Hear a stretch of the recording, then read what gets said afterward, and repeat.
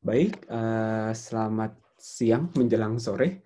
Assalamualaikum warahmatullahi wabarakatuh. Hari ini kita akan masuk ke bagian kelima dari kuliah teknik enzim. Ini masih membahas terkait fermentasi secara umum.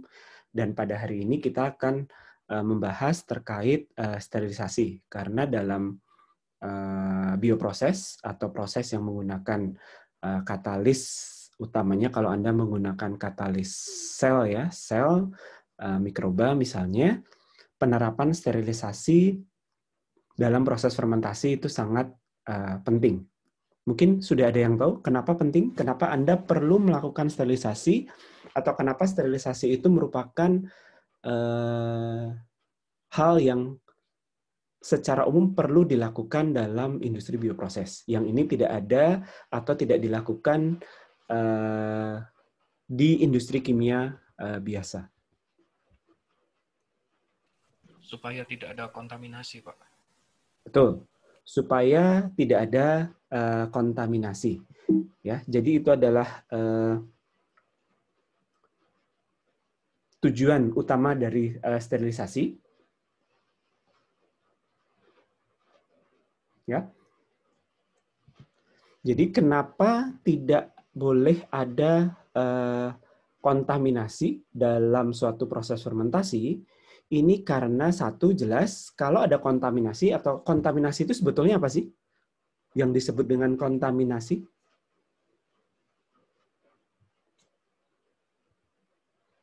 Atau suatu proses terjadi kontaminasi, itu tandanya apa? Terbentuk produk lain selain produk yang diinginkan, Pak. Produk lain selain yang diinginkan. Apakah selalu terbentuk produk lain? Tidak selalu sih, bisa jadi dia nanti ada bakteri lain yang bikin prosesnya jadi lebih lambat atau kompetitif. Ya, jadi intinya yang disebut kontaminasi itu kalau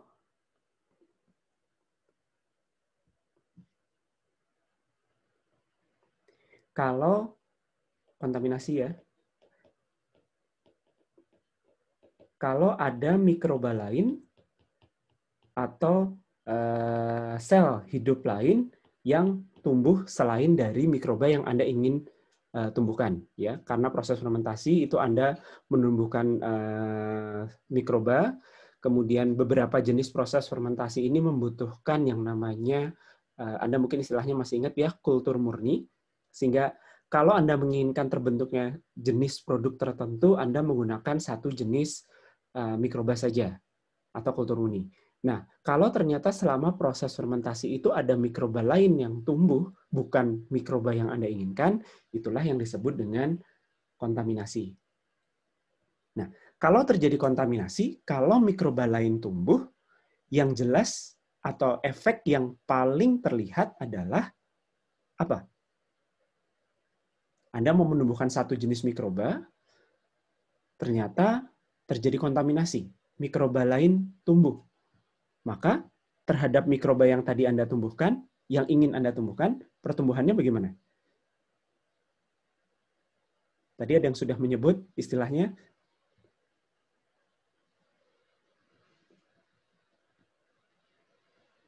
terjadi yang namanya kompetisi, gitu kan ya? Ya, jadi ada kompetisi.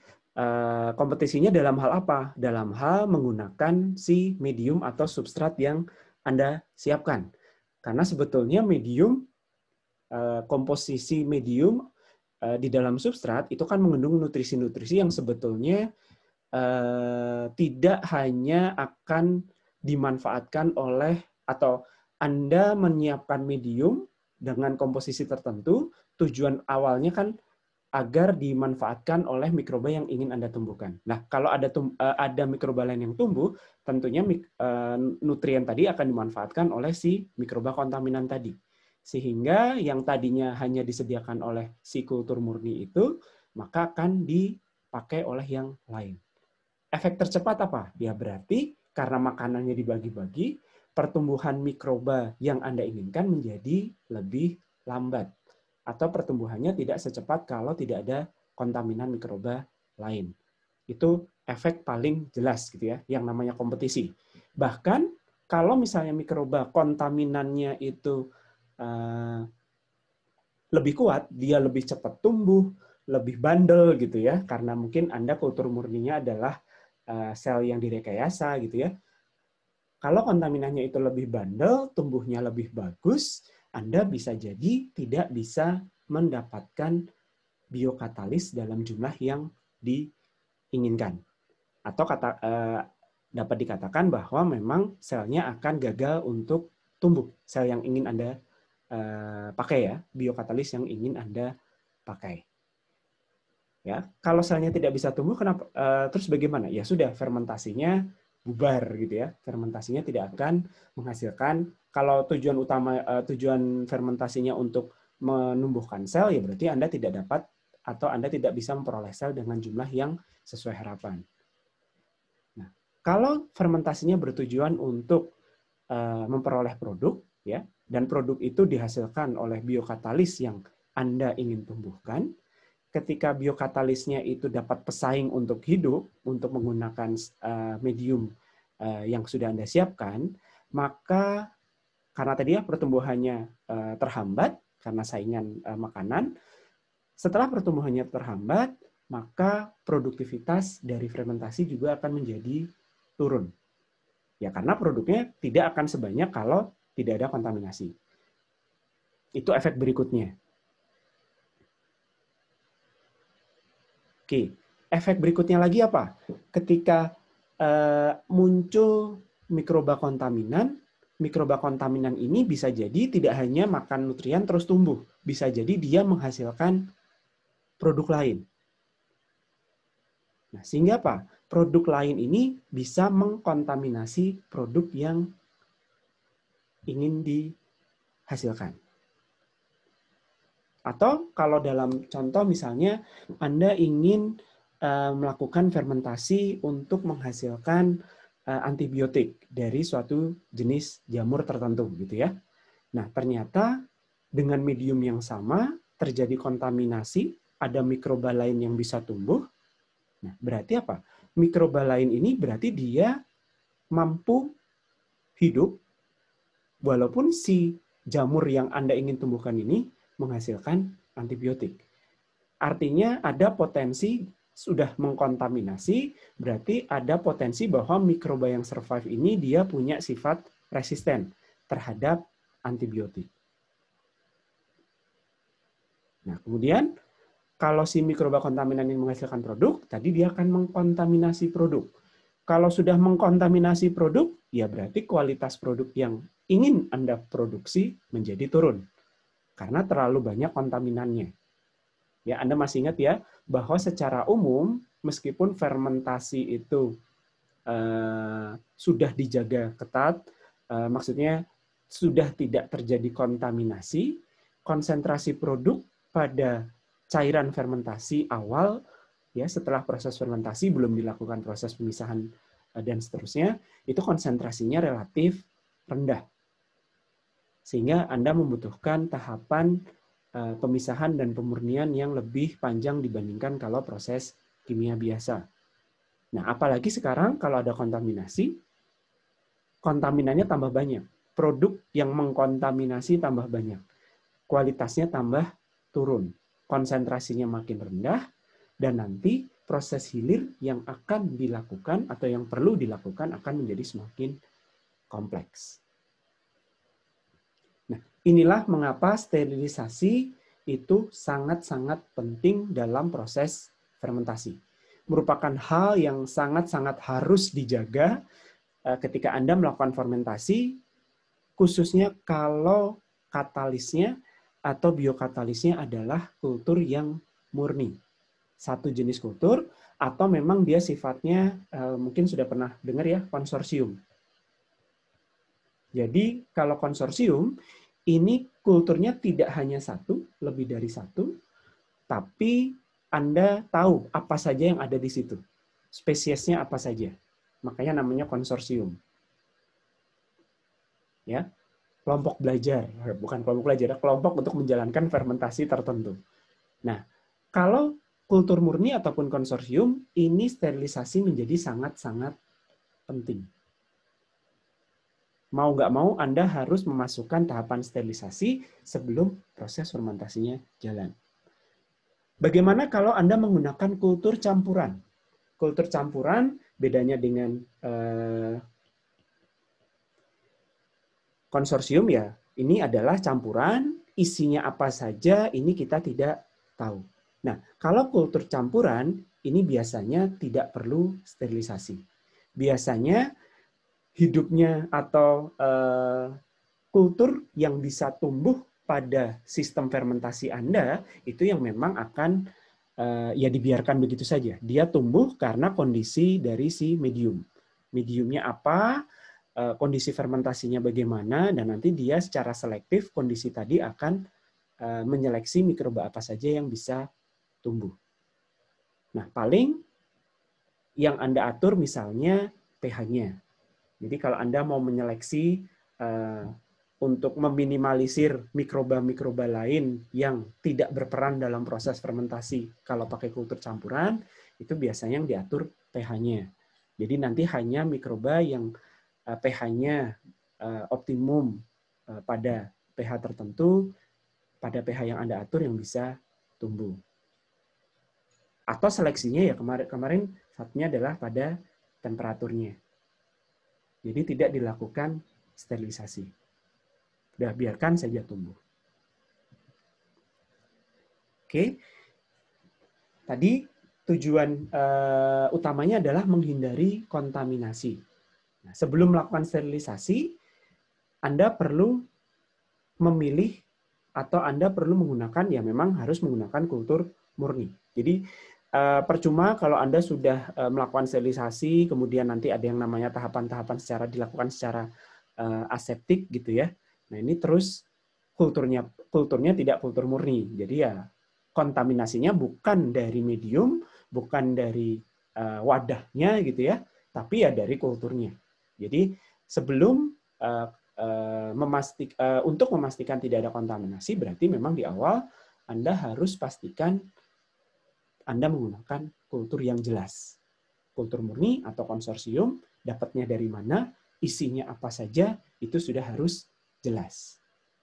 Nah, kalau Anda sudah menggunakan kultur murni, Anda ingat lagi ya di perkuliahan sebelumnya, bagaimana cara mendapatkan kultur murni? Anda bisa beli. Beli di mana? Beli online bisa. Beli di yang lab-lab yang menjual kultur juga bisa. Bayar. Nah, karena sudah mahal, ya berarti kan akan sangat rugi kalau kemudian Anda tidak menjaga agar tidak terjadi kontaminasi. Sehingga Anda harus melakukan sterilisasi. Jadi pertama gunakan kultur murni, lalu lakukan sterilisasi. Yang disterilisasi apa? Semuanya. Semuanya ini apa? Satu adalah mediumnya. Mediumnya karena Anda tahu ya, Anda membuat medium, masih ingat Anda melarutkan zat-zat ke dalam air. Nah, air sendiri kan Anda punya berbagai pilihan untuk sumber air. Bisa dari air PDAM, atau air dari proses RO gitu misalnya ya, air demin, atau air tanah. Gitu. Nah, ini kan secara alami akan mengandung mikroba. Nah, ini yang perlu Anda sterilisasi. Selain air, yang perlu disterilisasi adalah udara. Karena Anda melakukan proses aerasi kan ya nanti. Baik itu untuk mikroba yang sifatnya aerobik, yang butuh oksigen, tentunya Anda perlu melakukan aerasi. Nah, kalau ternyata dia bukan aerobik atau anaerobik, Anda perlu melakukan purging nitrogen. Nah, kalau Anda menggunakan kultur murni, kembali lagi, udara yang masuk, ini kan termasuk media ya, udara yang masuk pun harus disterilisasi. Selain air tentunya ya. Selain medianya, yang perlu disterilisasi itu adalah fasilitasnya. Fasilitas itu apa saja? Wadahnya, reaktornya, fermentornya. Kemudian fermentor itu kan ada kelengkapannya ya. Jadi mulai dari tutupnya, pengaduknya, skrup-skrupnya gitu ya. Nah, ini semua harus disterilisasi. Kemudian fasilitas apa? Nanti kalau Anda bekerja pada fermentor yang ukurannya cukup besar, berarti pengaliran bahannya ya, bagaimana Anda memasukkan udara, bagaimana Anda memasukkan medium cair, itu tidak manual, itu kan berarti ada jalur perpipaannya ya. Perpipaannya juga perlu disterilisasi. Jadi pokoknya semua fasilitas di mana nanti medium dan inokulum itu akan lewat sebelum masuk ke dalam fermentor, itu juga perlu disterilisasi. Oke ya. Jadi caranya bagaimana ya nanti tergantung apa yang mau disterilisasi. Kalau medianya ada caranya, kalau udaranya ada caranya, kalau fasilitas itu juga ada caranya sendiri. Nah, sudah kultur murni sudah disiapkan, medium udara dan cairannya sudah disterilisasi, peralatan fasilitas sudah disterilisasi. Nah, selama proses fermentasi Anda harus menjaga kondisinya adalah aseptik. Aseptik ini adalah artinya Anda tidak membiarkan mikroba lain, khususnya yang dari udara yang munculnya, masuk ke dalam reaktor selama proses fermentasi. Caranya bagaimana? Secara umum, ya satu, Anda tutup reaktornya dibuat kedap gitu ya, jadi tidak memungkinkan udara itu masuk. Sebagai langkah pengamanan, reaktornya Anda pressurize. Nah, biasanya dengan pengaliran udara untuk aerasi, ini secara otomatis tekanan di dalam fermentor akan lebih tinggi daripada di luar fermentor. Nah, kalau tekanan udara di dalam fermentor lebih tinggi, ini akan membantu agar udara luar itu tidak mudah masuk ke dalam. Jadi selalu positif tekanan di dalam reaktor. Nah, kembali lagi, cara sterilisasi ini akan bergantung, dan cara menjaga kondisi aseptik ini akan bergantung pada kebutuhan dan karakteristik spesifik masing-masing proses. Artinya apa? Tadi, kalau Anda menggunakan kultur campuran, nggak perlu sterilisasi. Kondisi aseptik mungkin perlu sampai batas-batas tertentu. Atau kalau Anda melakukan fermentasi dengan katakanlah katalisnya jamur. Katalis jamur itu pH optimumnya biasanya kan rendah ya, sekitar 4-5 kalau jamur. Nah, bakteri ini secara alami sedikit yang bisa hidup di pH 4-5. Jadi sebetulnya sifat atau karakteristik pertumbuhan optimum dari suatu biokatalis itu akan bisa akan termasuk menyeleksi bagaimana kontaminan itu bisa masuk atau tidak. Khususnya kalau jamur. Nah, kalau Anda pakai bakteri, nah ini yang agak perlu lebih spesifik ya, karena bakteri ini umumnya banyak yang optimumnya di pH netral. Nah, bakteri kan pH netral, jadi kalau Anda menggunakan katalisnya bakteri, dioperasikan pada pH netral, saingan kontaminannya banyak. Nah, jadi Anda kalau fermentasinya menggunakan bakteri, itu biasanya proses menjaga agar tidak kontam itu lebih ribet daripada kalau menggunakan jamur. Plus, kalau jamur biasanya fermentasinya bukan fasa submerge, bukan fasa cair. Tapi jamur relatif lebih optimum tumbuh pada fermentasi fasa padat. Nah, apa bedanya fasa padat dengan fasa cair?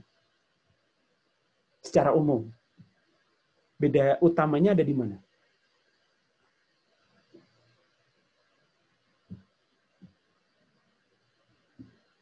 Padat, cair. Bedanya apa?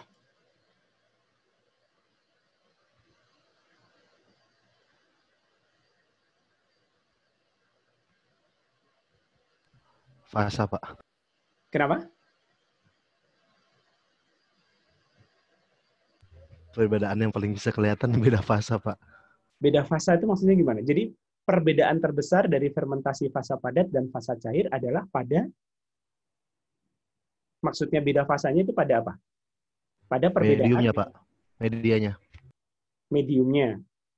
Secara lebih spesifik. Apa yang Anda amati fermentasi fasa padat dengan fasa cair, perbedaan utamanya?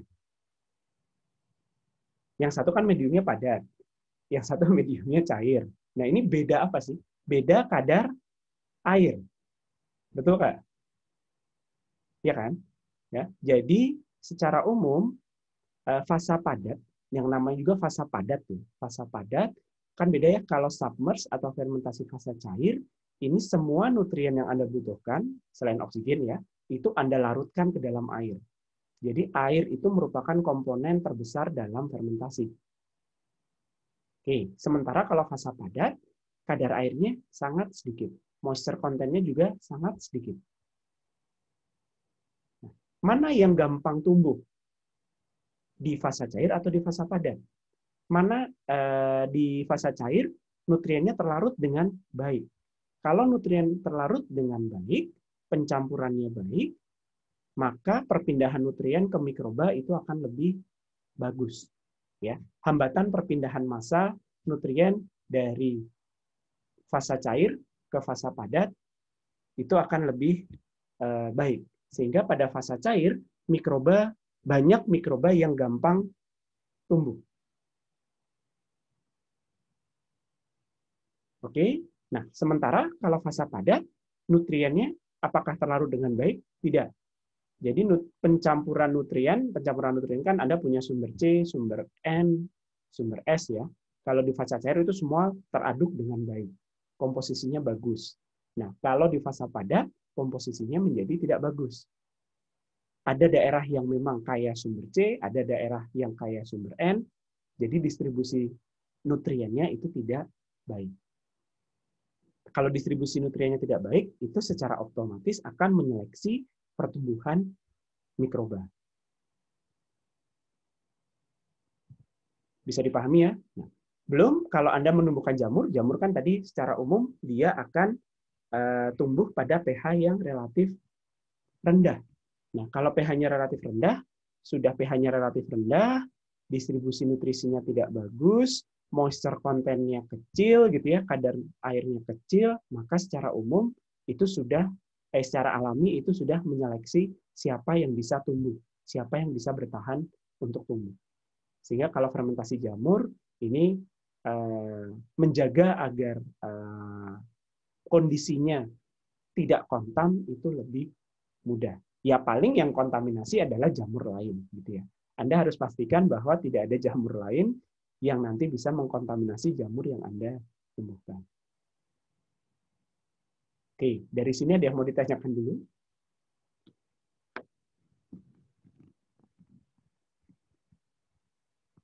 Silakan.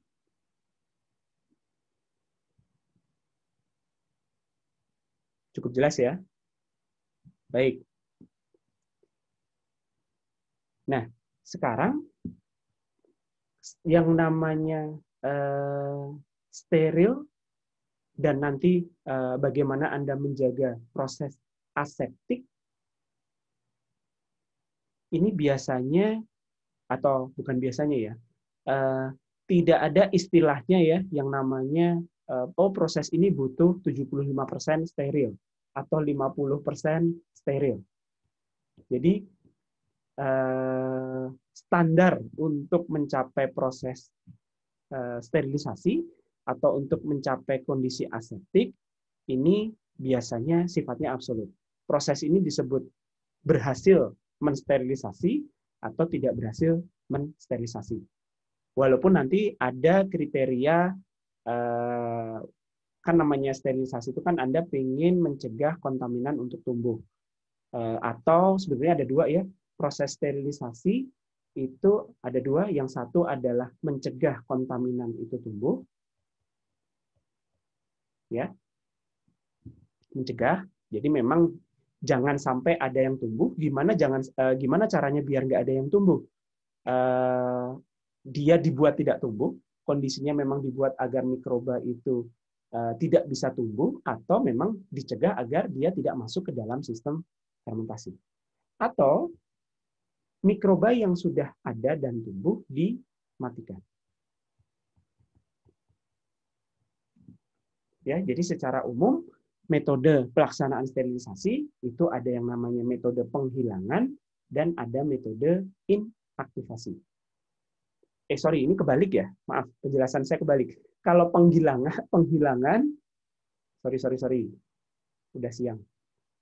Jadi kalau penghilangan itu dicegah agar tidak masuk, ralat ya. Kalau yang inaktivasi itu yang dimatikan. Ya, jadi cara agar tidak terjadi kontaminasi ada dua. Dicegah dia tidak masuk ke dalam sistem fermentasi.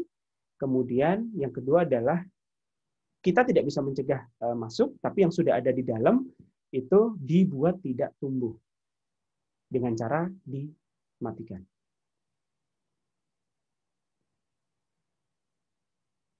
Oke. Nah, sekarang kita lihat dulu yang metode penghilangan. Jadi metode penghilangan tadi sudah disampaikan, ini mencegah agar sel atau bisa sampai level virus ya, secara fisik dia tidak masuk ke dalam sistem fermentasi Anda. Caranya bagaimana? Ada beberapa metode ya. Satu adalah dengan disaring. Ini paling umum adalah dengan filtrasi. Alatnya ya pakai filter ya. Ini dengan nanti ada beberapa jenis filter. Jadi filter itu tidak hanya menyaring sebetulnya, tapi utamanya adalah fungsinya adalah untuk mencegah mikroba masuk. Selain dengan filtrasi, yang bisa dilakukan ini adalah dengan diadsorpsi. Apa artinya adsorpsi?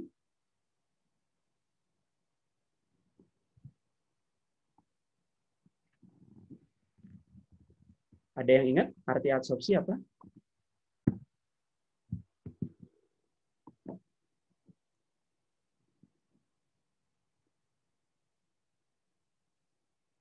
Ayo, ini pada diam, tidur atau? Penjerapan, Pak. Iya, maksudnya itu kan terjemahannya. Maksudnya secara fisik fenomenanya seperti apa? Oh, jadi nanti ada dialirin, kayak ada, misalnya ini berarti cairan kan, Pak. Nanti ada cairan itu dilewatin ke padatan, nanti dia bakalan nempel pada permukaannya. Betul. Jadi Anda akan ada padatan ya, ini padatan. Nanti apa yang Anda ingin pisahkan dari suatu cairan itu ditempelkan di permukaan padatan. Itu yang namanya adsorpsi. Jadi kalau penjerapan itu adsorpsi atau absorpsi? Saya kok mikirnya yang penjerapan yang ini. Oke lah. Tapi ada, definisinya Pak, sudah ada. Ya? Penjerapan ada, adsorpsi. Oke. Intinya kalau adsorpsi, zatnya Anda tempelkan pada permukaan padatan. Nah, Anda menggunakan kolom gitu yang Anda isi dengan adsorbennya, ya, si padatan itu, sehingga nanti komponen partikel atau mikroba ya dalam hal ini yang Anda ingin pisahkan, ini Anda perangkap dengan padatan adsorben tadi. Caranya gimana? Satu yang paling umum itu dengan karbon aktif. Karena karbon aktif itu punya pori, ya. Porinya banyak. Jadi dia adalah partikel padat dengan pori-pori yang banyak, sehingga nanti si mikroba ini bisa diserap di permukaan pori. Atau dengan ion exchange. Jadi padatan ini di permukaannya dia punya muatan.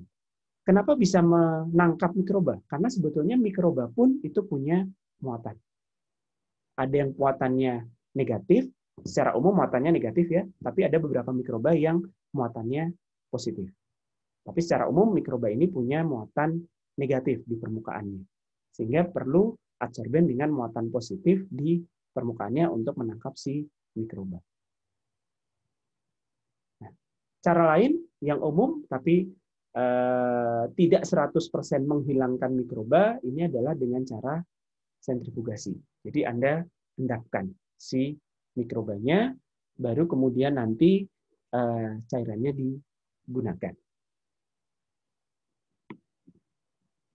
Apakah ada pertanyaan dulu sampai di sini?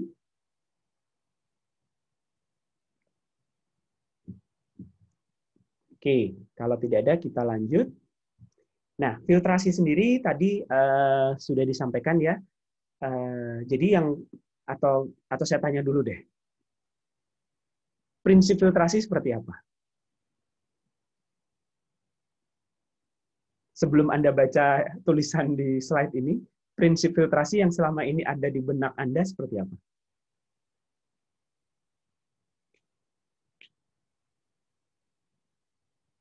Atau prinsip kerja alat filtrasinya seperti apa?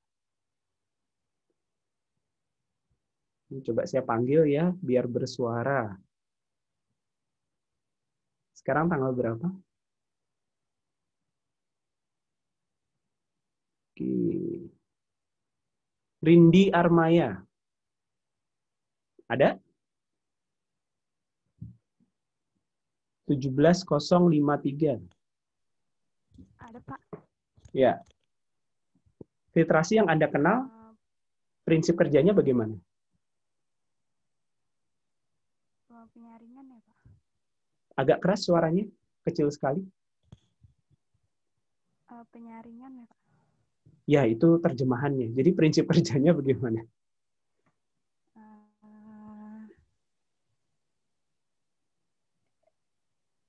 Yang namanya penyaringan itu apa? Memisahkan suatu zat cair dari Suatu apa? suatu pengotor.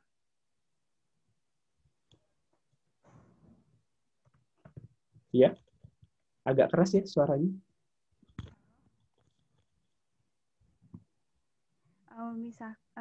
Kayak menyaring partikel gitu, Pak. Ya, kenapa partikel itu bisa disaring? Karena saringannya punya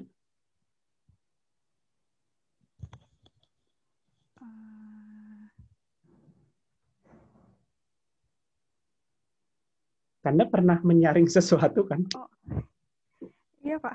Iya. Jadi apa? Secara fisik apa yang Anda lihat di saringan itu? Yang membuat ada partikel yang bisa disaring, ada partikel yang tidak bisa disaring. Ada apanya? Pori-porinya, Pak. Ada pori atau ada mesh-nya, ya. Jadi ada lubang-lubangnya yang dia punya ukuran tertentu ya. Kemudian ya partikel yang ukurannya lebih gede daripada si ukuran pori atau mesh itu ya dia akan tertahan di permukaan filternya, permukaan penyaringnya. Sementara kalau ukurannya lebih kecil daripada ukuran pori, maka dia akan lewat. Ini tidak sepenuhnya salah, tapi ini hanya satu prinsip dari filtrasi yang disebut dengan surface filtration. Jadi filtration yang model ini memang hanya penyaringannya berlangsung pada permukaan si filter. Prinsip kerjanya ya kayak saringan aja. Dia punya pori. Jadi dia menyaring atau memisahkan partikel berdasarkan ukuran pori filternya berapa, kemudian nanti yang lebih dari itu ketahan, yang kurang lewat. Gitu ya. Sampai suatu saat nanti kan permukaannya atau pori-porinya itu akan tertutup oleh si cake-nya ya. Jadi tutup sama si padatan yang tersaring. Bukan kue ya, tapi cake. Ini prinsip dari surface filtration. Nah, sebetulnya kalau filtrasi sendiri, Anda pernah lihat ya, alatnya mungkin saya tunjukkan sebentar seperti ini. Yang ini. Nah, ini bukan surface filtration. Jadi kalau yang surface filtration, ini bentuknya hanya seperti membran begini. Jadi membran tipis, selembar, kemudian nanti dia menyaring berdasarkan ukuran pori. Lama-lama dia jenuh, cake-nya nutupin semua permukaan pori. Nah, kalau yang seperti ini yang prinsipnya adalah deep filtration. Biasanya diisi oleh bahan seperti glass wool gitu ya. Pernah lihat glass wool ya? Seperti serat kapas, tapi sebetulnya itu adalah serat silika. Hati-hati kalau pegang karena ini molekulnya atau partikelnya, bukan molekul ya, partikelnya itu sangat kecil sehingga bisa masuk ke dalam pori-pori kulit. Jadi Anda perlu menggunakan sarung tangan khusus. Nah, ini sebetulnya nanti ada prinsip-prinsip mekanisme yang membuat partikel dengan berbagai jenis ukuran itu bisa tersaring. tersaringnya di mana? Tidak hanya di permukaan, tapi sampai ke dalam-dalam serat tadi. Makanya namanya deep filtration. Jadi kombinasi mekanisme ya, ada yang memang karena tubrukan atau tabrakan dengan seratnya, kemudian pengaruh gaya elektrostatik antar partikel dengan seratnya, difusi dan lain sebagainya. Dan biasanya di dalamnya, di dalam si cartridge-nya ini basah untuk meningkatkan proses penyaringan.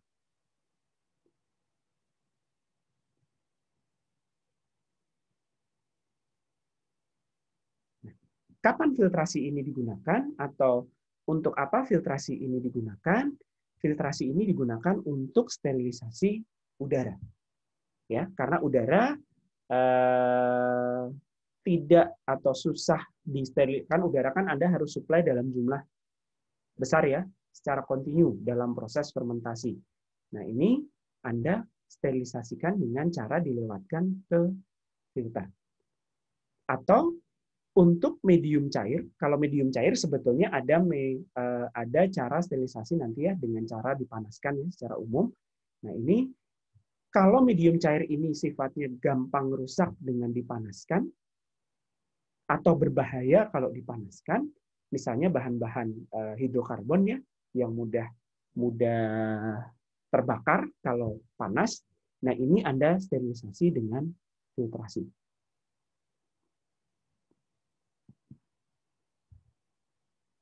Ya, jadi filter ini bentuknya macam-macam. Ada yang bentuknya seperti yang di kanan ini ya, di ini.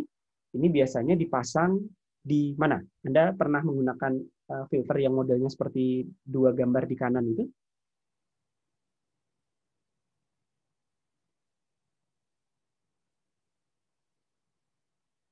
Pernah nggak? Ada yang pernah pakai?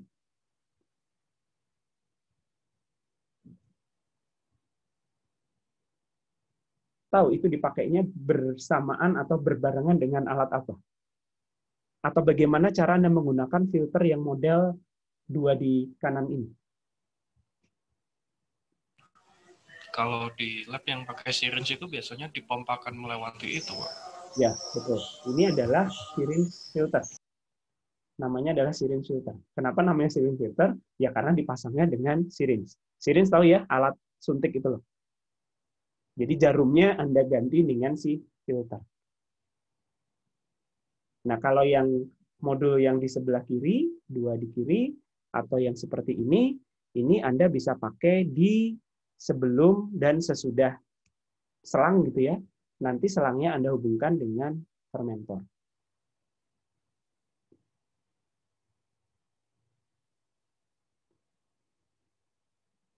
Oke. Nah, untuk melihat proses filtrasi,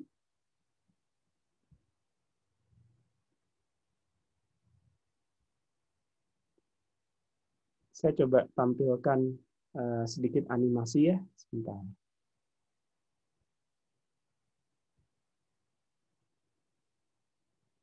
Khususnya untuk proses deep filtration.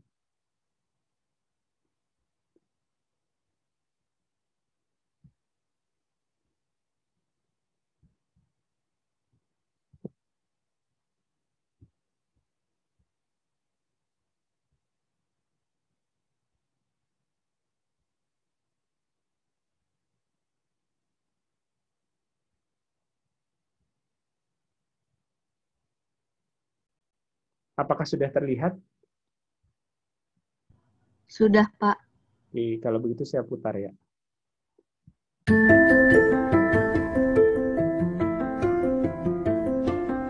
Compressed air contains contaminants such as dust and oil aerosol. This contamination is caused by intake air impurities, installation contaminants, and by the lubrication of the compressor element. In order to remove these particles from the airstream, one or more filters are installed after the compressor.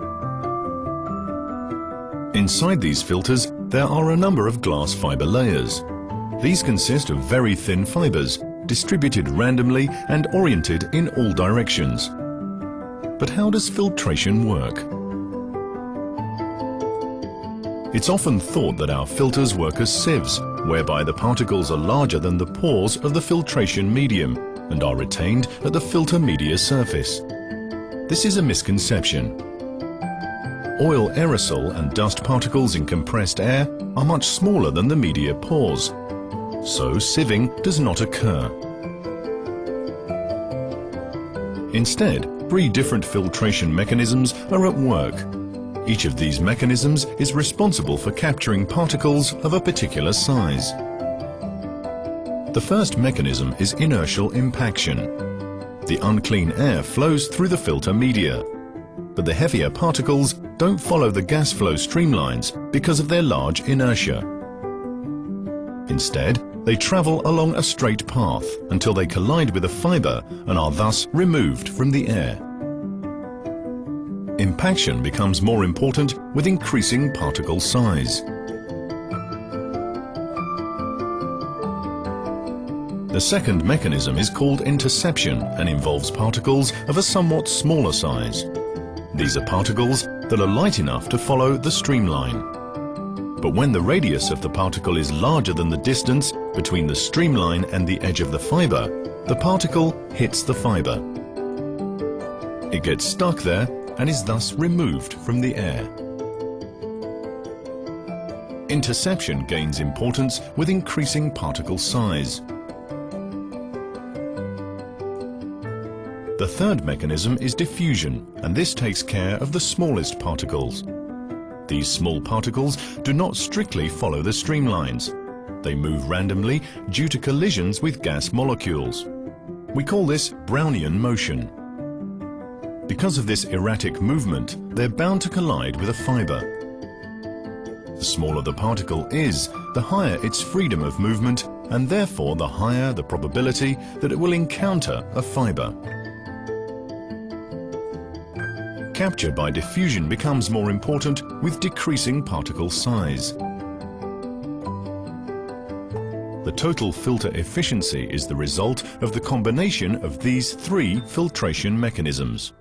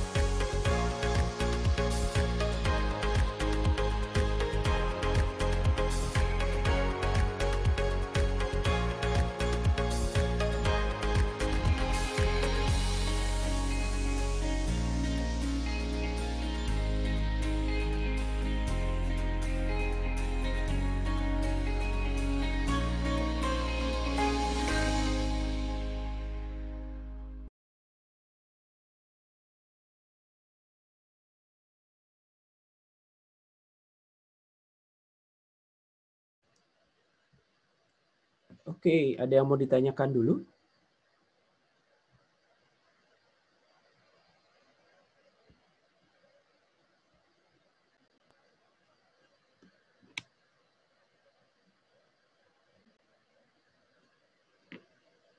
Apakah ada pertanyaan?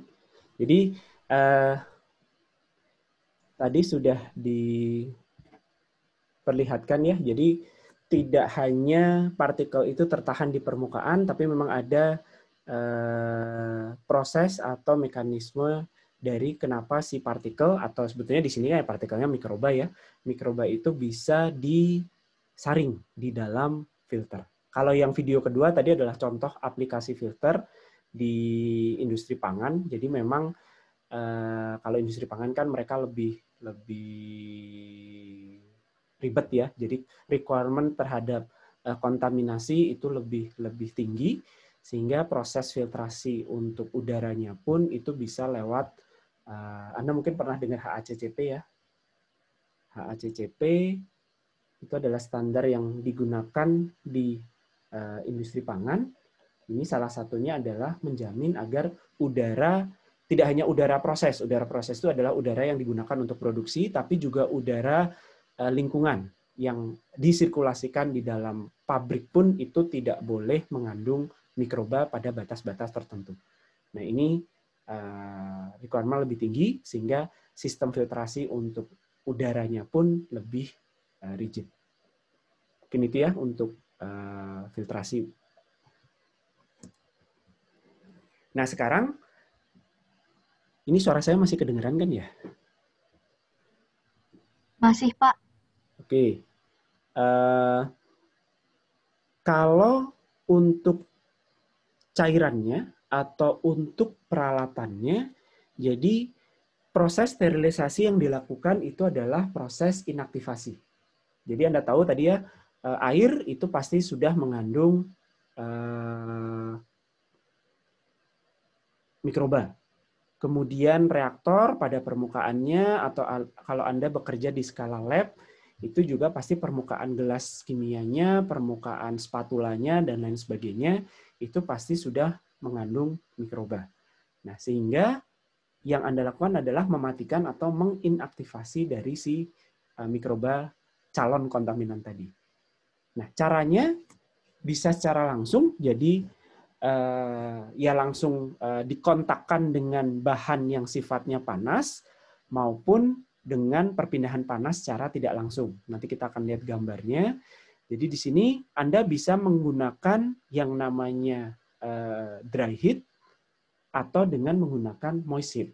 Kalau dry heat berarti Anda menggunakan apa? Ini Anda menggunakan udara panas. Ya, jadi prinsip sterilisasi secara inaktivasi itu adalah dengan memanaskan bahan yang mau disterilisasi. Ya, cara memanaskannya ada dua cara. Bahannya langsung dikenai panas atau tidak langsung. Media pembawa panasnya ada dua, udara panas yang sering disebut dengan dry heat dan kukus atau steam. Ini yang disebut dengan moist heat. Nah, mana yang lebih efektif, menggunakan steam atau menggunakan udara panas untuk mematikan mikroba?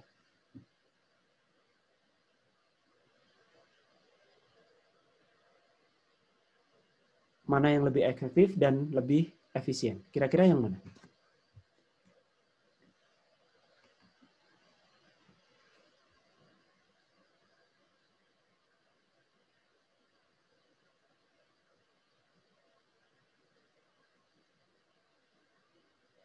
Ada yang bisa coba jawab?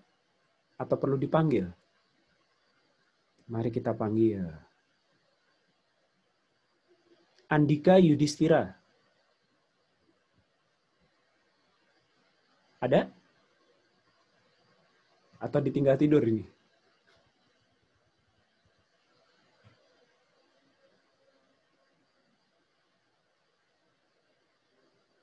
Halo? Ada yang namanya Andika Yudhistira?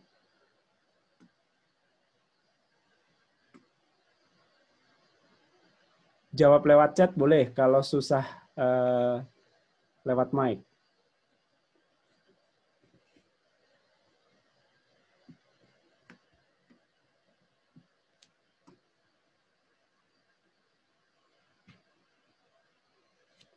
Ya, silakan jawab. Kira-kira mana yang lebih efektif dan efisien? Anda menggunakan udara panas atau Anda menggunakan steam untuk mematikan mikroba? Dan kenapa?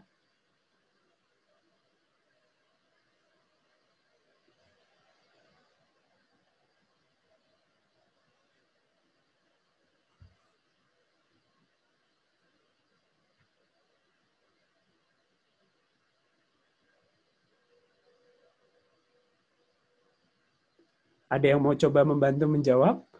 Silakan. Menggunakan steam, alasannya?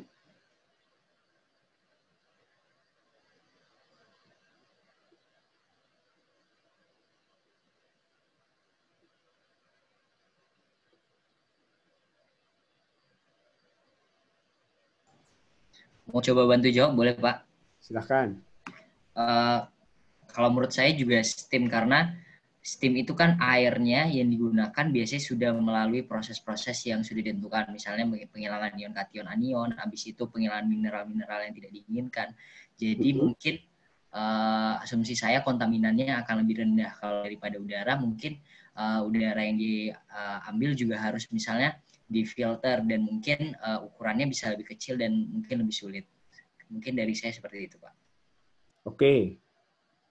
Oke, dari sisi itu betul, tapi kurang pas ya. Jadi yang jawabannya betul steam. Untuk mematikan mikroba itu lebih efisien pakai steam dibandingkan udara panas. Dilihat dari sisi perpindahan panasnya bagaimana? Anda sudah belajar perpindahan panas kan ya? Mana yang lebih cepat memindahkan panas? Proses perpindahan panas melalui udara panas ataukah lewat steam? Steam kan ya? Jadi kalau steam itu kan air, isinya kan air yang diuapkan. Di mana molekul uap air itu akan jauh lebih rapat ya, jauh lebih dekat gitu ya dibandingkan dengan udara. Ya. Nah, sehingga perpindahan panas kan nanti yang akan kontak kan si uap air ataupun molekul udara dengan si permukaan. Nah, ini akan menyebabkan steam itu lebih cepat mengkontakkan panasnya dengan yang mau dipanaskan atau yang mau disterilisasi. Sehingga steam itu lebih cepat. Satu lagi adalah ketika ketemu mikroba, ada uap air, maka mikroba tadi akan menjadi kondisi yang basah. Ya. Nah, dalam kondisi mikroba ini basah, ketahanan terhadap panas itu jauh lebih rendah. Ya, mikroba ini ketika dalam kondisi basah, dia akan memiliki ketahanan panas yang lebih rendah. Artinya lebih rendah gimana? Dia akan lebih gampang mati dibandingkan kalau terkena panasnya itu adalah panas yang kering. Ya, jadi apa ya istilahnya? Heat resistant. Ketahanan panas dalam kondisi sel itu kering itu jauh lebih besar daripada dalam kondisi basah. Kenapa bisa jauh lebih kenapa kalau kondisi basah jauh lebih rendah? Yaitu tadi karena ada uap air, molekul uap air ini bisa berpindah dengan cepat. Bisa masuk ke dalam sel bahkan ya. Terus dia bisa memanaskan sampai ke dalam selnya. Kira-kira begitu ya. Nah, makanya untuk beberapa proses moist heat atau sterilisasi menggunakan steam itu lebih banyak digunakan. Tetap menggunakan udara panas ini kalau misalnya Anda hanya mensterilisasi peralatan dalam jumlah sedikit gitu ya, misalnya. Atau ya sambil disimpan. Jadi disimpan dalam kondisi udara panas sehingga peralatannya tetap dalam kondisi steril. Tapi kalau Anda akan mensterilisasikan bahan baku yang bentuknya adalah cairan dalam jumlah besar gitu ya, ini akan lebih dipilih menggunakan steam. Kemudian selain menggunakan jadi pemanasan dengan media udara maupun steam, itu juga bisa sterilisasi juga bisa dilakukan dengan menggunakan sinar tertentu atau gelombang tertentu. Misalnya sinar UV atau sinar X, sinar gamma. Mungkin pernah dengar ya, kenapa ini bisa mematikan sel?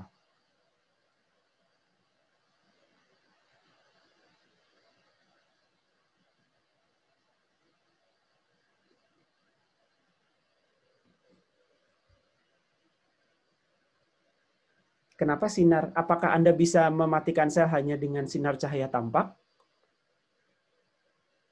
Anda senterin gitu aja ya. Gelas kimia Anda kasih senter gitu. Apakah mikroba pada permukaan gelas kimia tadi akan mati? Sepertinya tidak, Pak. Tidak sepertinya, memang tidak akan mati. Nah, kenapa harus menggunakan sinar UV, sinar X, sinar gamma, ataupun gelombang ultrasonik? Apa yang dimiliki oleh gelombang-gelombang atau sinar ini? Mereka memiliki apa?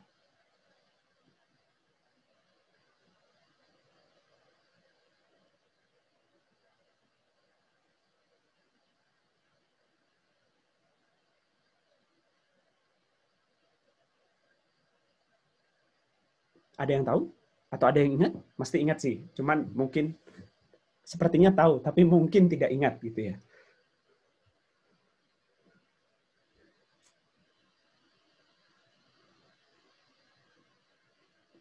Sinar-sinar ini dia punya panjang gelombang yang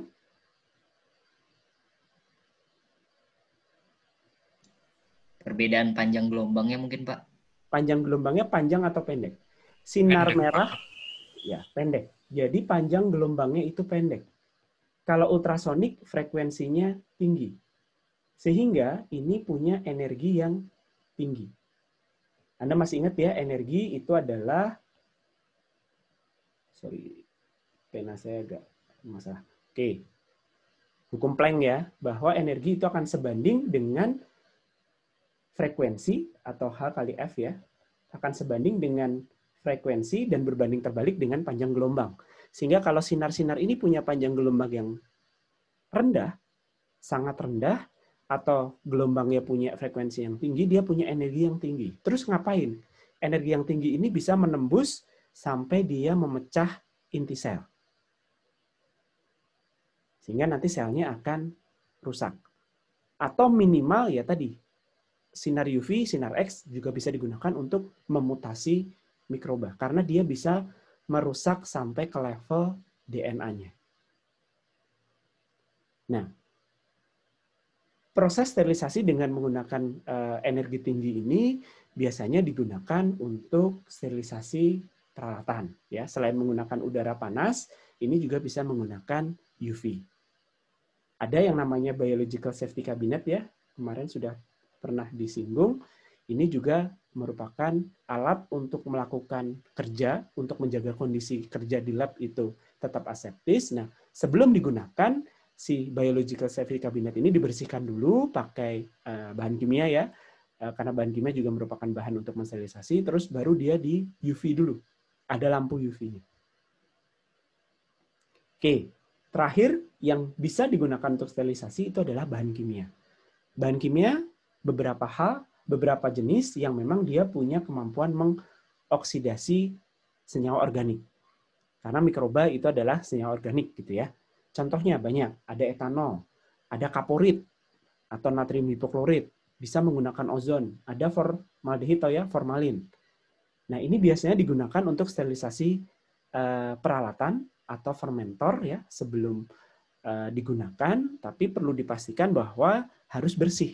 Jadi ketika mau digunakan tidak boleh ada residu di permukaannya, karena nanti dia akan nyampur dengan medium. Kalau ada sisa-sisa di permukaan tidak dibersihkan gitu ya bahan-bahan kimia ini, sehingga nanti campur dengan mediumnya, nanti malah mematikan mikroba yang mau Anda tumbuhkan.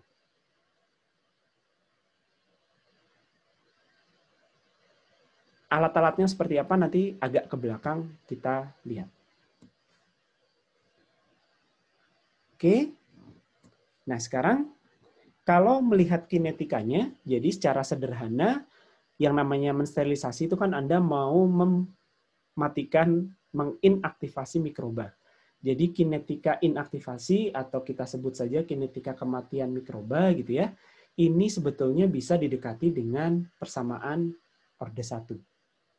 Kemarin pas membahas pertumbuhan mikroba ini sudah kita singgung. Jadi jumlah sel terhadap waktu itu akan turun sebanding dengan nilai KD. KD ini adalah konstanta kematian spesifik. Kenapa spesifik? Anda masih ingat ya? Dibagi lagi dengan jumlahnya. Atau KD itu sama dengan minus 1/n dn per dt.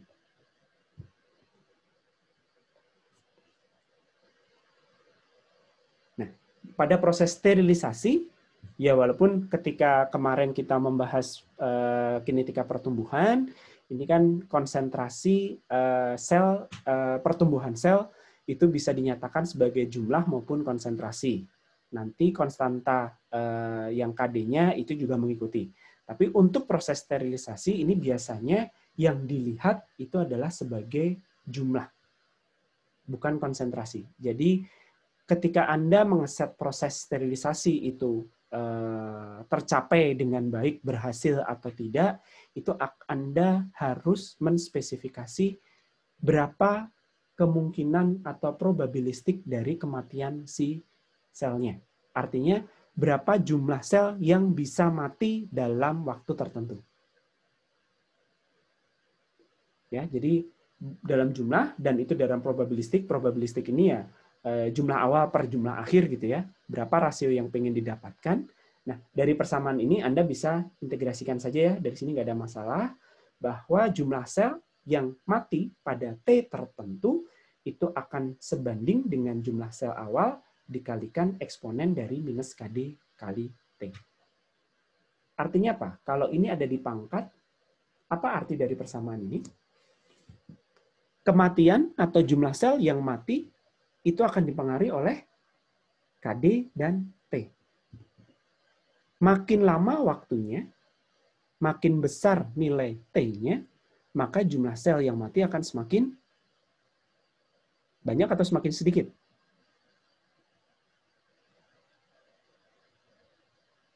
Halo?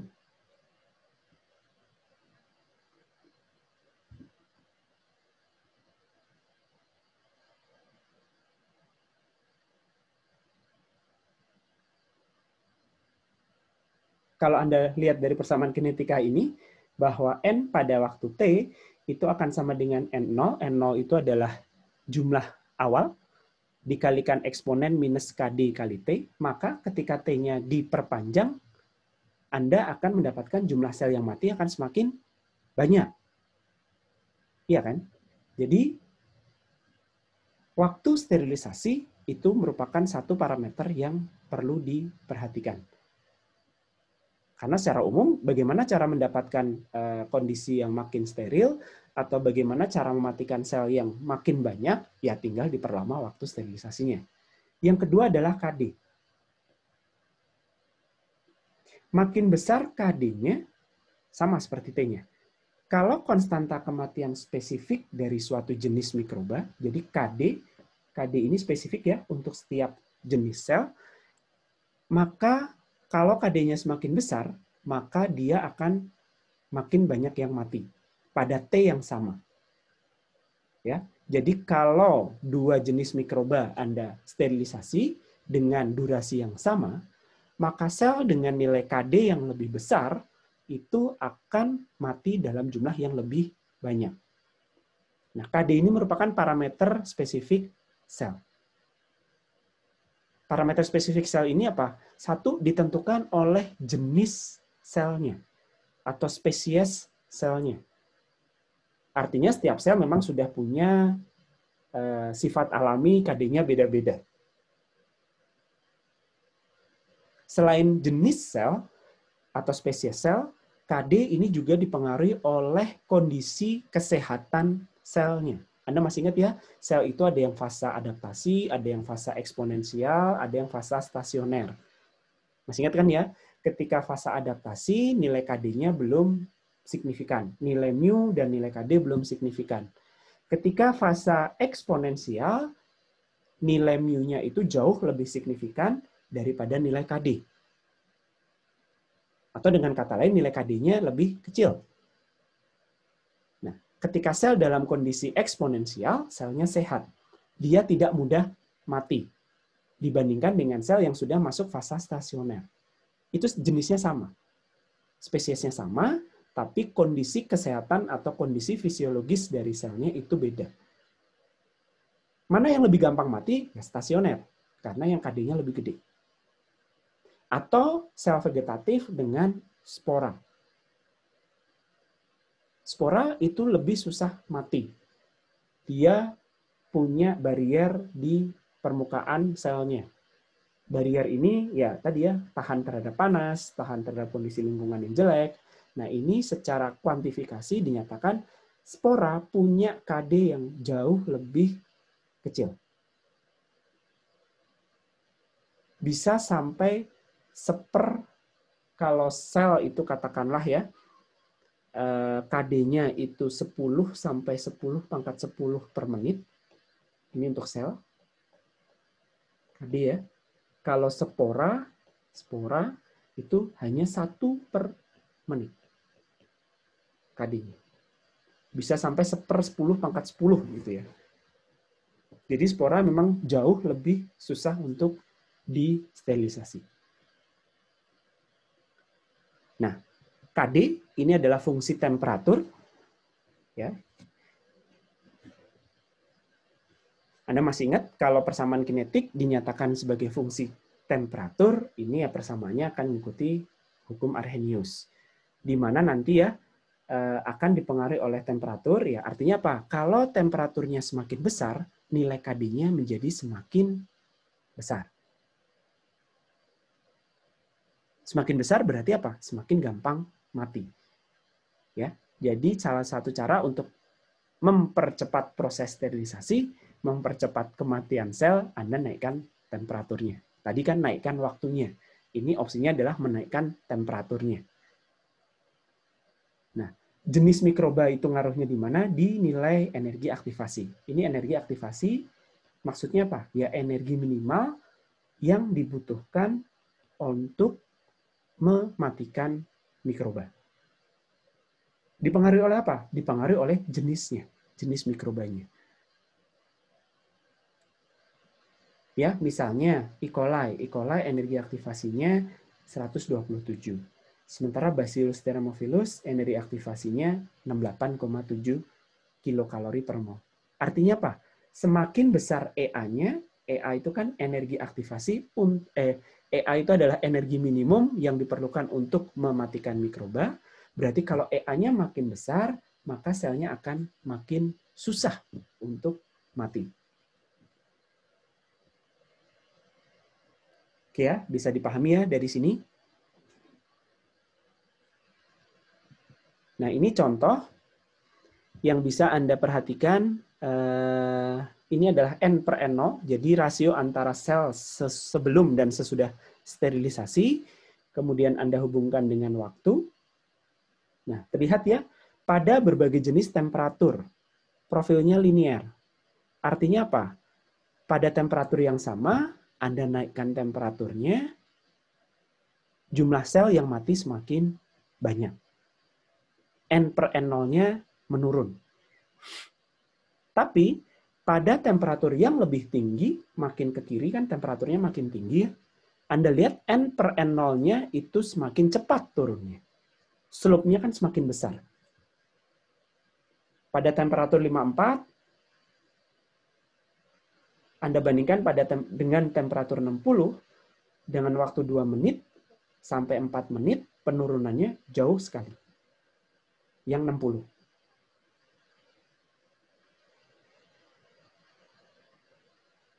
Oke, ini untuk sel vegetatif. Yang kiri. Yang kanan, ini sel vegetatif ya, contoh untuk sel vegetatif. Yang kanan ini adalah untuk spora. Anda lihat, pada temperatur 105, mau dipanasin seberapa lama, Anda belum mencapai kematian sel. Tapi setelah lewat waktu tertentu, 15 menit, baru turun. Sementara kalau dipanasi lebih tinggi, 121 contohnya, cepat dia turun. Oke, ada yang mau ditanyakan dulu nggak?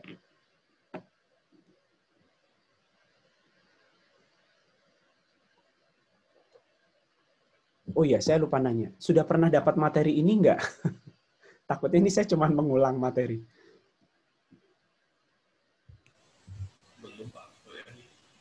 Oke. Kalau gitu nggak apa-apa ya disampaikan. Ya, jadi bisa dipahami ya. Jadi sebetulnya pada proses sterilisasi itu ada beberapa faktor yang perlu diperhatikan. Satu adalah jenis dari selnya. Jenis selnya ini beda-beda spesies, dia punya karakteristik berbeda dalam hal mencapai kematiannya. Dinyatakan dalam parameter KD. Selain jenis atau spesies selnya adalah kondisi kesehatan atau kondisi fisiologisnya. Sel yang diambil dalam kondisi eksponensial itu lebih sehat dibandingkan sel yang diambil pada kondisi stasioner. Sehingga sel yang sehat itu akan lebih susah dimatikan. Nalar ya. Atau spora. Spora itu juga lebih tahan terhadap sterilisasi dibandingkan dengan sel vegetatif. Oke, dari sisi KD gitu ya. Yang kedua adalah dari sisi temperatur. Jadi parameter kedua yang perlu diperhatikan dalam proses sterilisasi itu adalah temperatur. Secara umum, Anda naikkan temperaturnya, makin banyak yang mati. Demikian juga yang ketiga adalah dari sisi waktu. Ya, kalau dari sisi temperatur itu nanti masuk ke KD juga ya. Kalau waktu ya dari persamaan kinetika yang diturunkan di awal tadi. Nah, biasanya desain sterilisasi itu adalah menghitung yang namanya Del faktor. Del faktor ini menyatakan rasio dari jumlah sel sebelum dan sesudah disterilisasi, tapi dalam bentuk ini ya. Jadi persamaan del faktornya itu ini. Sehingga sebetulnya del faktor itu adalah integral KD dt dari 0 sampai ke T.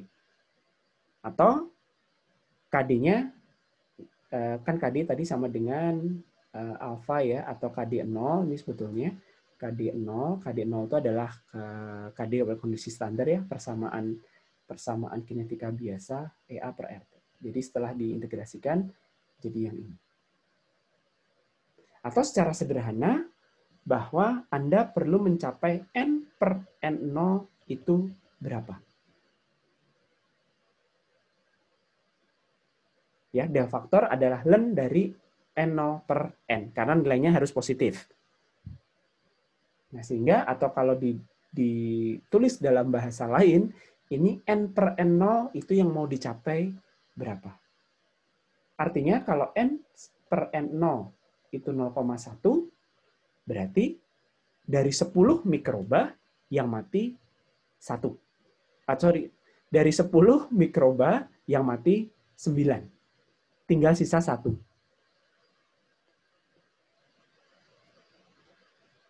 Betul ya? Nah, biasanya kalau segitu, biasanya belum cukup. Biasanya proses sterilisasi yang umum dipakai itu N per N0-nya 1/1000. Jadi dari 1000 mikroba disterilisasi tinggal 1 yang hidup. 999-nya mati.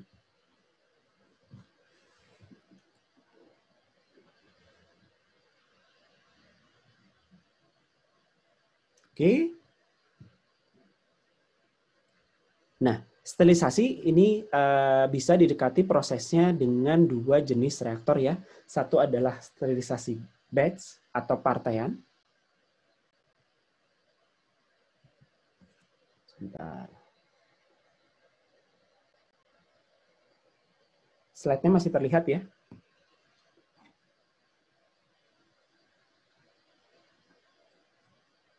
Halo? Masih Pak, masih terlihat. Oke. Sebentar, ini displaynya yang agak bermasalah.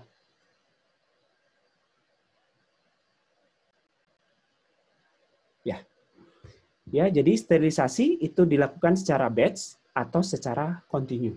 Kalau batch ya prosesnya seperti sistem fermentasi batch. Jadi bahan yang mau disterilisasi itu mengalami 3 proses ya. Yang pertama adalah heating.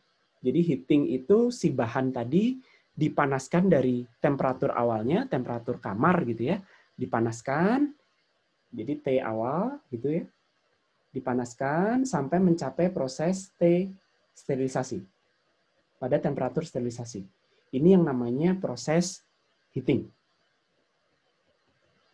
Lalu pada temperatur sterilisasi dia ditahan selama beberapa lama yang namanya proses holding.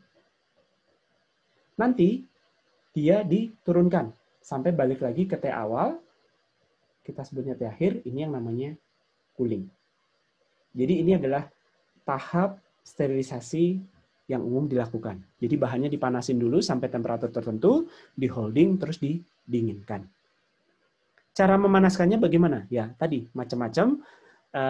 Kalau menggunakan kukus atau udara panas, bisa secara langsung, berarti ya langsung dicampur dengan udara panasnya atau dicampur dengan kukusnya, atau Anda menggunakan alat penukar panas. Maaf Pak, slide-nya nggak full screen. Oh ya? Bentar.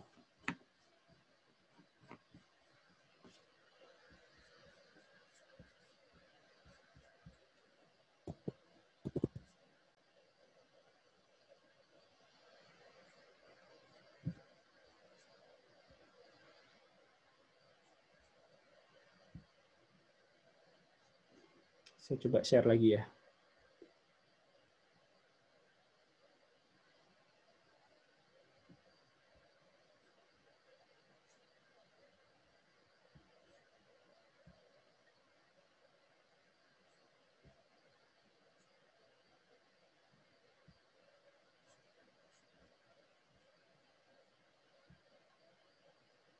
Sekarang udah full screen?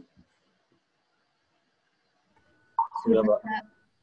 Oke, entah apa yang terjadi tadi dengan si laptop ini. Oke ya, jadi oke, langsung di sini saja.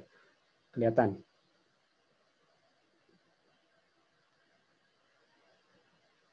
Ya, jadi ada proses holding, ada proses heating, kemudian holding, kemudian cooling. Yang menjadi penting adalah seberapa lama durasi yang diperlukan di tiap tahapan proses tadi. Ya, ini akan dipengaruhi oleh apa?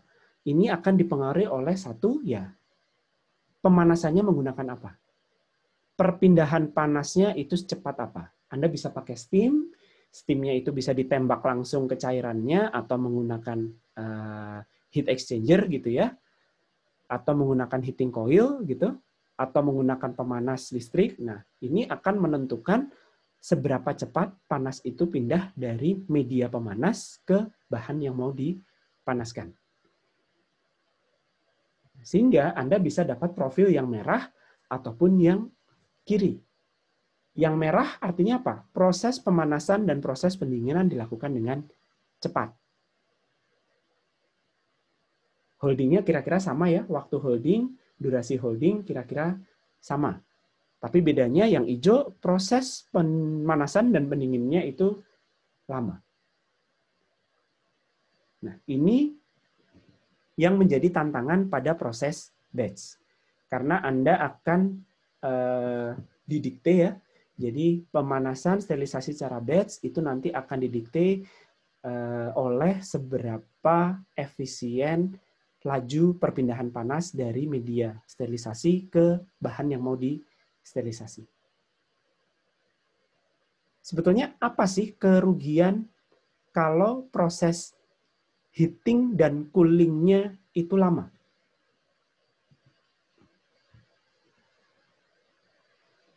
Sambil mikir, ini saya sambil tambahkan ya, bahwa tadi ya delta factor itu ya terjadi di sini. Karena dalam proses heating, holding tentu ya, dan cooling itu semuanya akan ada nilai N per N0-nya kan. Tentunya paling tinggi pada holding. Nah, sekarang ini Anda sebagai engineer gitu ya. Kalau Anda melakukan sterilisasi, kemudian dengan waktu holding yang sama, kan proses sterilisasinya itu terjadinya kan pada saat holding. Tapi durasi heating dan durasi cooling itu butuh waktu yang jauh lebih lama. Apa kekurangannya?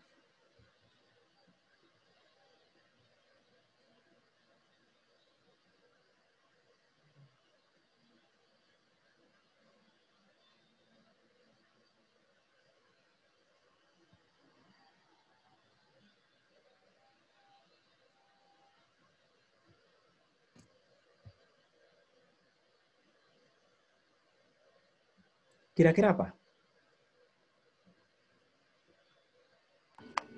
Energinya, Pak. Satu, energi. Pasti ya. Anda butuh energi karena mungkin pemanasannya itu dihasilkan dari listrik atau dari ya kontak-kontak panas gitu ya. Kalau Anda butuh waktu lebih lama, ini kan temperatur awal dan temperatur holdingnya kan sama ya. Temperatur awal dan temperatur sterilisasinya sama. Kalau durasinya lebih lama, maka energi yang Anda spend, Anda yang keluarkan itu lebih banyak. Selain itu apa kira-kira? Terhadap si bahan, Anda kan mau mensterilisasi bahan ya. Apakah dengan proses sterilisasi, pemanasan bahan ini hanya mikroba saja yang mati? Kandungannya juga bisa rusak, Pak. Betul. Karena ingat lagi, Anda mensterilisasi medium itu tujuannya apa? Untuk menghindarkan tumbuhnya mikroba kontaminan yang ada di dalam medium, ada di dalam air. Di dalam medium Anda sudah larutkan zat-zat nutrisi. Nah, zat nutrisi ini juga tidak tahan panas atau bisa rusak karena panas. Dia punya nilai KD, EA juga gitu ya. Dalam artian dia akan rusak. Nah, semakin lama Anda panaskan, ya sama seperti mikroba tadi, semakin banyak yang rusak.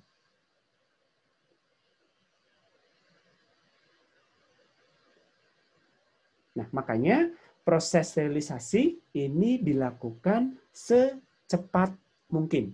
Temperatur sterilisasi diusahakan dalam waktu sesingkat mungkin. Kenapa? Untuk menghindari kerusakan bahan yang banyak. Makanya Anda kenal istilah HTST ya, High Temperature Short Time.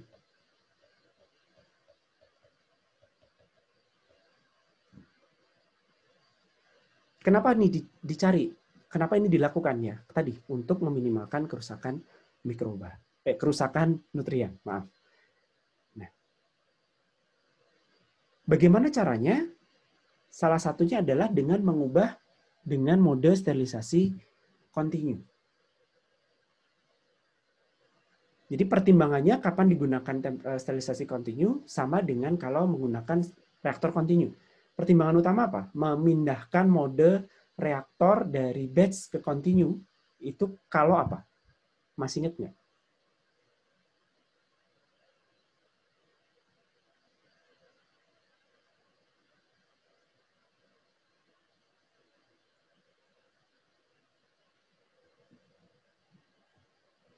Biasanya kalau ini pakai batch saja, kalau ini pakai continue gitu. Biasanya Pak kalau durasinya itu di bawah maksimal 4 jam gitu Pak. Jadi bisa pakai CSTR. Bisa menentukan durasi 4 jam dari mana? Ini maksudnya waktu reaksinya. Iya Pak, waktu reaksinya. Oke.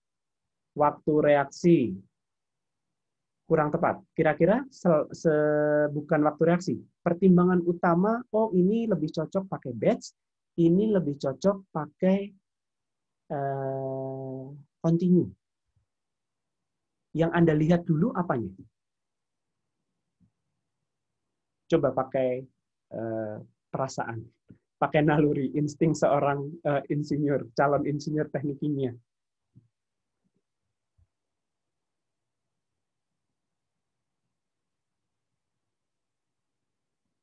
Batch dan continue itu dipilih berdasarkan apa? Yang paling utama.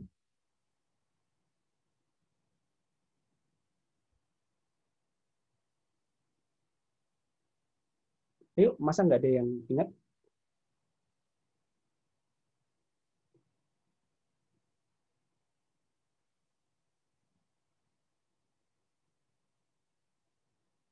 Berdasarkan jumlah bahannya.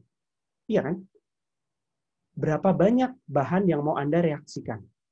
Itu yang akan jadi pertimbangan utama reaksi itu mau jalankan secara batch atau continue. Kalau lebih dari 5 jam, tapi bahannya cuma 100 mili atau 200 mili, Anda akan jalankan secara continue? Enggak kan? Jalankan secara batch. Kalau reaksinya itu hanya 10 menit, 1 jam, tapi bahannya itu beratus-ratus meter kubik, jalankan secara continue. Jadi sama seperti sterilisasi. Kalau bahan yang mau disterilisasi itu cuma sedikit, ya batch aja, ngapain continue. Tapi kalau banyak, lakukan secara continue. Kenapa kalau banyak tidak secara batch? Ya tadi, untuk memanaskan sejumlah bahan dalam jumlah besar secara batch, Anda butuh durasi heating yang lama. Sementara durasi heating yang lama, Anda akan dapatkan kerusakan medium yang lebih banyak. Nah, maka Anda lakukan sterilisasi kontinu. Sehingga nanti ya durasinya itu akan semakin pendek. Kenapa semakin pendek? Karena prosesnya kontinu gitu loh. Anda tidak perlu memanaskan bahan, holding, didinginkan bahan yang sama, tapi Anda bisa bagi menjadi segmen-segmen. Oh, ini segmen pemanasan, ini segmen holding, ini segmen cooling. Segmennya tetap, tapi bahannya ganti terus gitu kan. Yang baru ngalir terus. Ya, jadi ini akan mengurangi waktu siklus, reproducible ya tentunya, karena bisa Anda tidak perlu melakukan siklusnya berulang-ulang, tapi cukup bagi segmen-segmen saja. Anda bisa operasikan pada temperatur yang lebih tinggi, jauh lebih tinggi, temperatur sterilisasinya bisa lebih tinggi. Kalau temperaturnya lebih tinggi, holding time-nya itu akan lebih pendek. Anda bisa melakukan heat recovery dan bisa diotomasi. Jadi kelebihan-kelebihan reaktor kontinu ya sama, akan muncul di kelebihan sterilisasi secara kontinu. Dengan syarat tadi, jumlah bahannya visible untuk dilakukan secara kontinu. Caranya pakai apa kontinu? Ya pakai heat exchanger biasa. Anda lakukan di dalam alat penukar panas. Contohnya bisa menggunakan spiral heat exchanger misalnya. Jadi si bahan yang mau dipanaskan itu dilewatkan heat exchanger secara bertahap. Media pemanasannya pun bisa bertahap.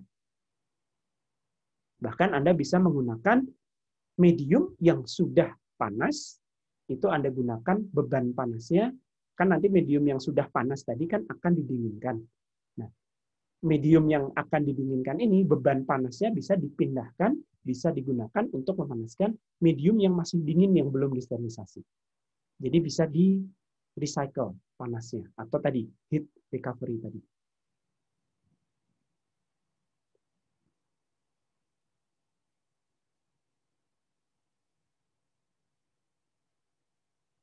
Oke, dari sini ada pertanyaan dulu.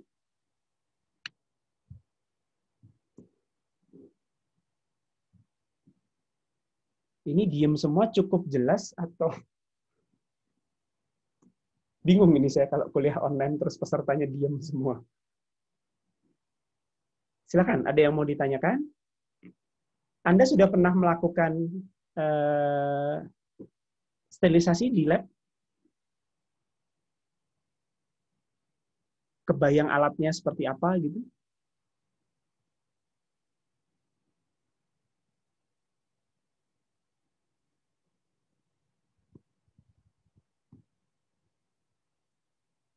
Diem juga. Halo.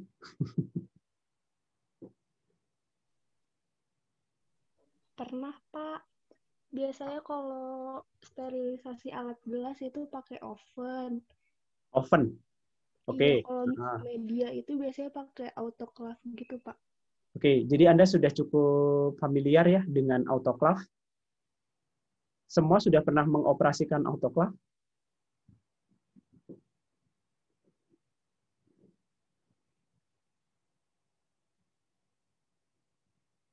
Baik, ini biar nggak bosen, saya kasih satu terkait biological safety cabinet, nanti yang kedua terkait autoclave.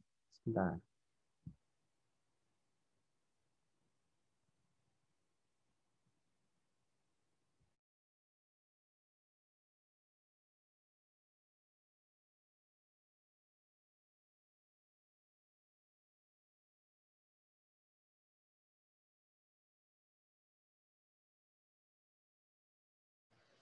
Ini prinsip kerja biological safety cabinet.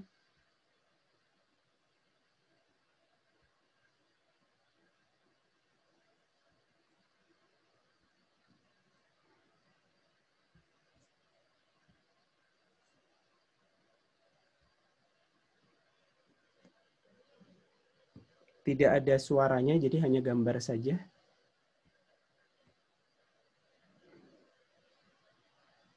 Nah, bentuknya kira-kira seperti ini ya, seperti lemari asam, ada tutupnya dengan kaca, nah nanti dia ada pengaturan udaranya.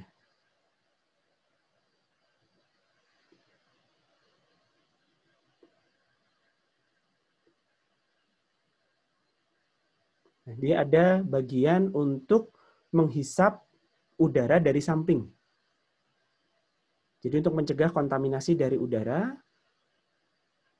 Kemudian ada bagian juga aliran udara dari atas. Jadi di bagian atas itu dipasang filter, sehingga nanti udara yang bersirkulasi di dalam itu akan steril.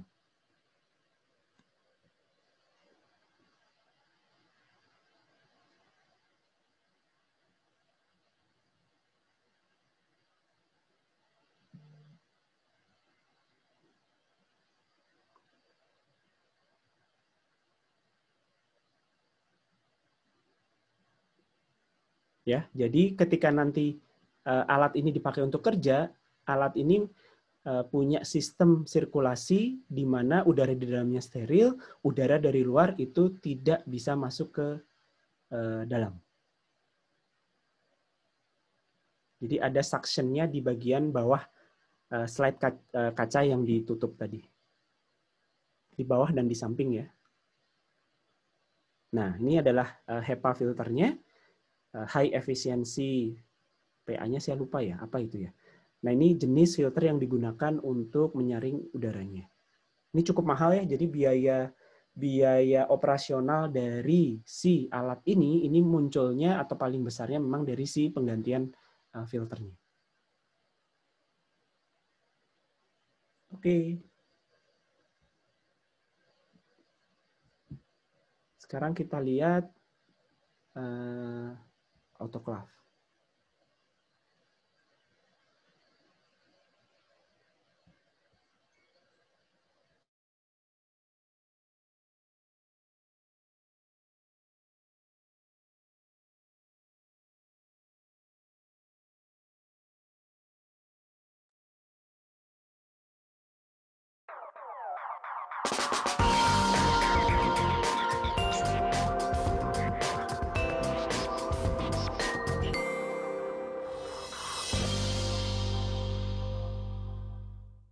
Would you want a surgeon to use a scalpel that has bacteria growing on it?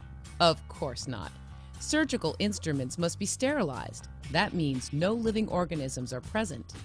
There are lots of products that need to be sterilized: pharmaceuticals, equipment, solutions, medical waste, even tattoo needles.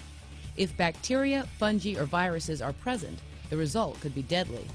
So how do we sterilize materials in the lab? We use a device called an autoclave. Basically, an autoclave is a powerful pressure cooker that uses heat, steam, and pressure to destroy microorganisms. First, we'll sterilize a solution using the slow exhaust cycle, and second, we'll sterilize some empty bottles using fast exhaust. We need to sterilize this flask containing an agar bacterial media. Cover the top with foil and place a piece of autoclave tape over the foil. Autoclave tape looks like regular masking tape. The difference is that it has a special ink that causes black diagonal lines to appear when exposed to high temperature. Turn on the power and make sure the drain valve is closed. Add deionized water to the level indicator line. place the flask of culture media into the basket. Insert the basket, close the lid, and turn the handle to create an airtight seal. Use the control panel to set the mode to sterilize, the temperature to 121 degrees Celsius, and the pressure to 15 psi. The slow exhaust mode prevents the liquid from boiling over and out of the flask. Run the autoclave for at least 15 minutes.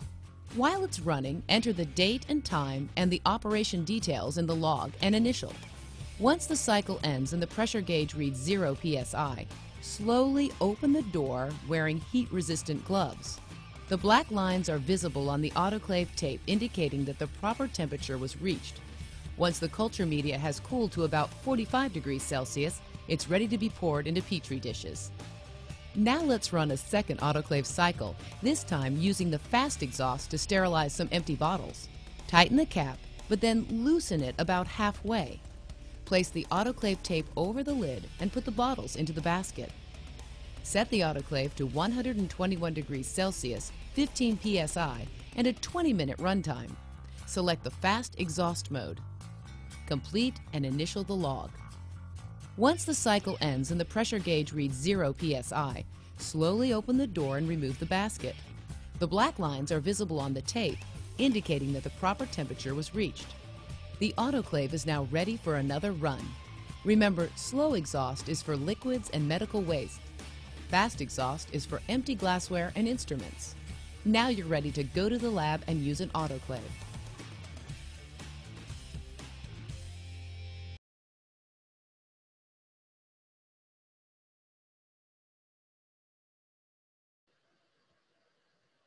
Baik, apakah ada yang mau ditanyakan dulu?